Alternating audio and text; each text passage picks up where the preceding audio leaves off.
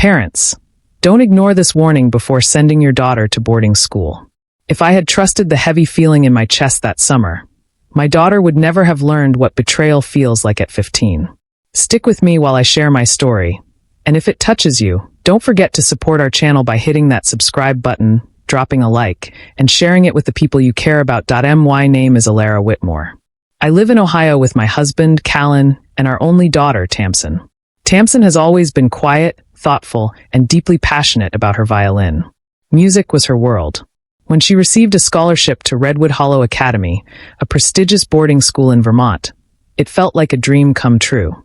The school was known for its elite arts program, and Callan believed this was the opportunity of a lifetime.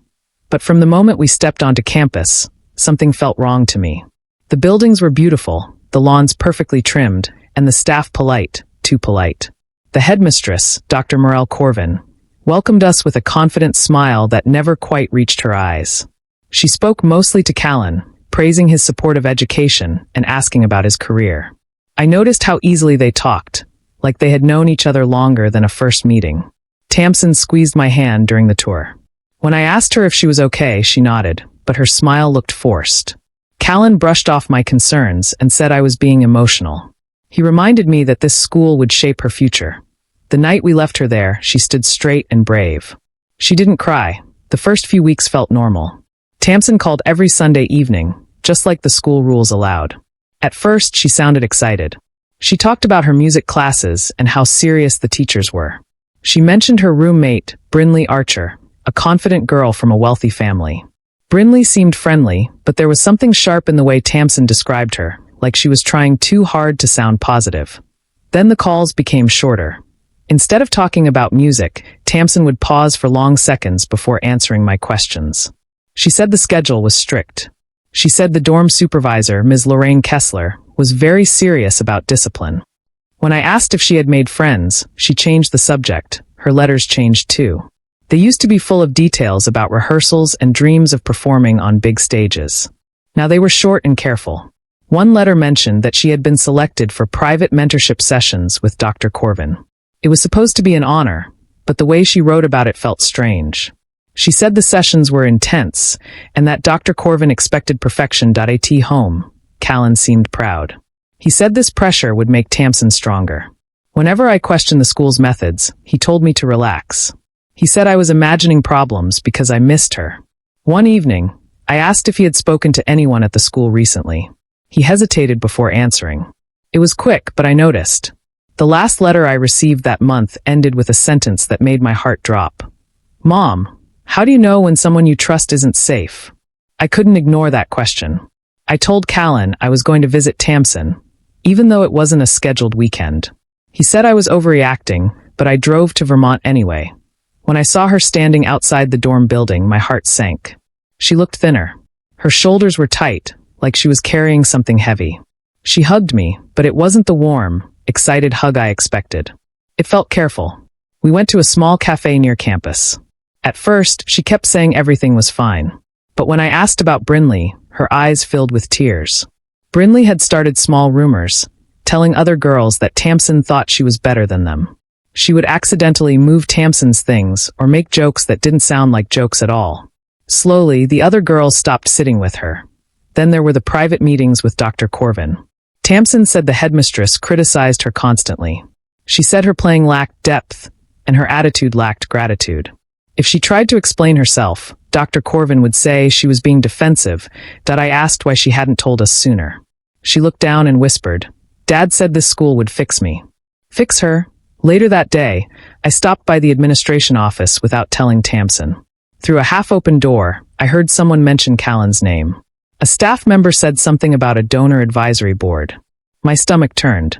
Callan had never told me he was involved beyond tuition payments. That night, as I drove home alone, one thought kept repeating in my mind. What else don't I know? When I got home, I confronted Callan.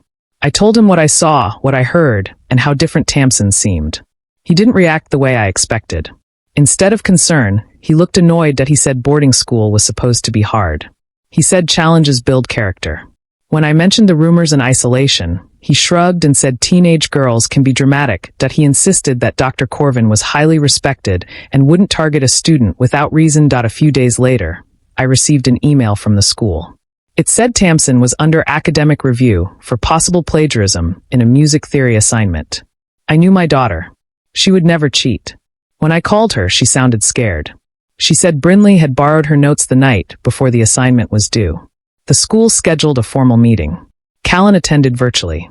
I drove there in person. During the meeting, Dr. Corvin spoke calmly, almost kindly, but every word placed blame on Tamsin. She said Tamsin struggled with adjustment issues and authority. Ms. Kessler confirmed that Tamsin had been withdrawn and occasionally emotional, that it felt like they were building a case against her.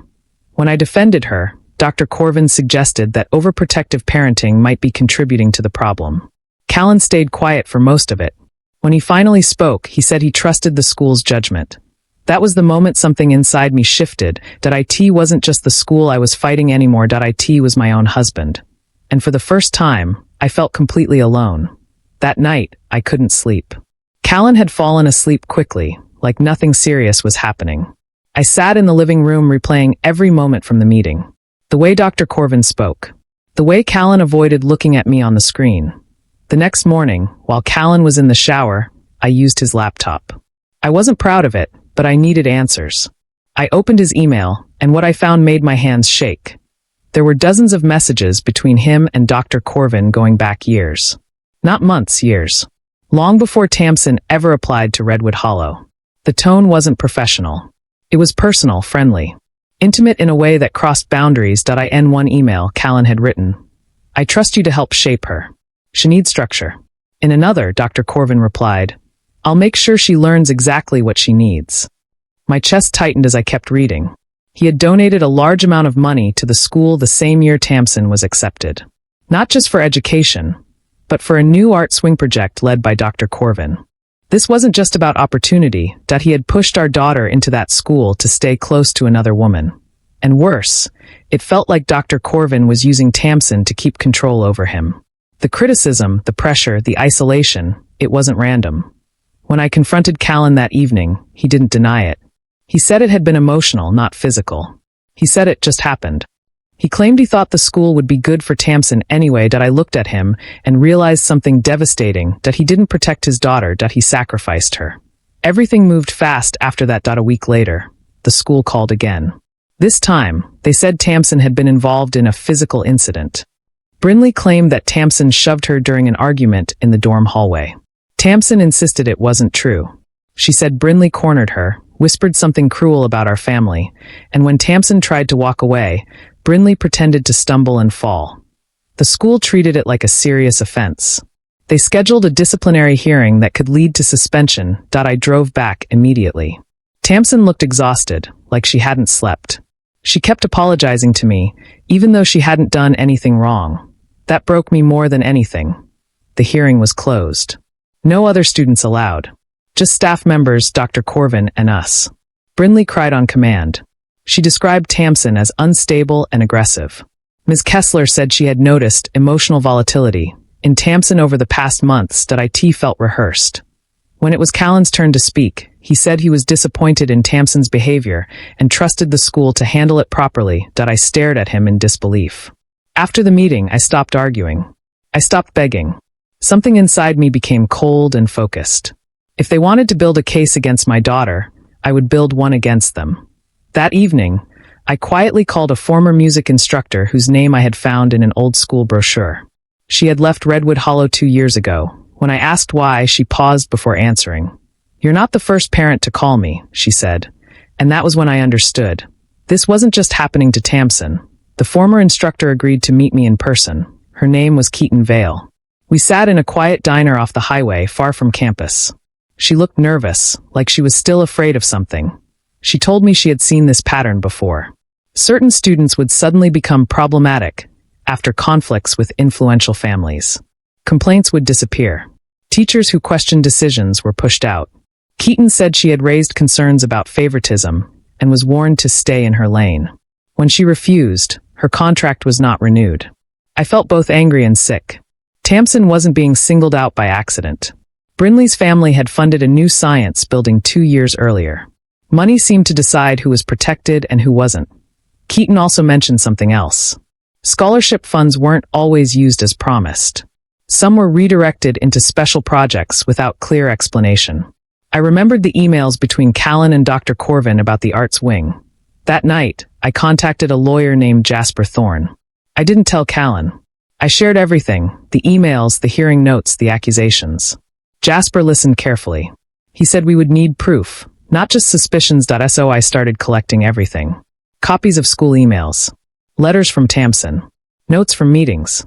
I asked Tamsin to write down every interaction with Brinley and staff members while it was still fresh in her memory. I stopped acting emotional.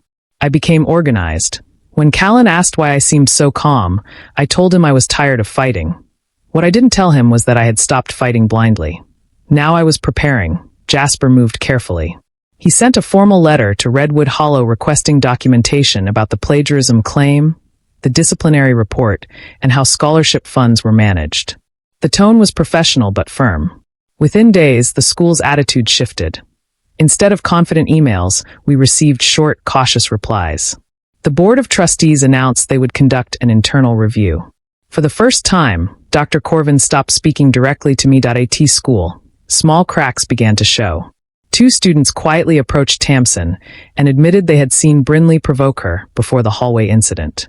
One even said Brinley bragged about knowing how to win against scholarship girls. They were afraid to speak publicly, but they wrote private statements. Meanwhile, Jasper discovered inconsistencies in the plagiarism report. The assignment in question had been submitted through a shared classroom portal, and timestamps didn't match the accusation. It suggested that someone else might have altered files after submission. When Callan realized legal action was becoming serious, his confidence faded. He said he never expected things to go this far. He admitted Dr. Corvin had encouraged him to trust her judgment about Tamsin's discipline. For the first time, he looked unsure of himself, but Tamsin didn't look at him at all. One afternoon, I received a call from a board member asking to meet privately. They sounded concerned, not about Tamsin, but about potential liability. That told me everything. The school wasn't worried about justice. They were worried about exposure. And Dr. Corvin, who once seemed untouchable, was starting to feel the pressure.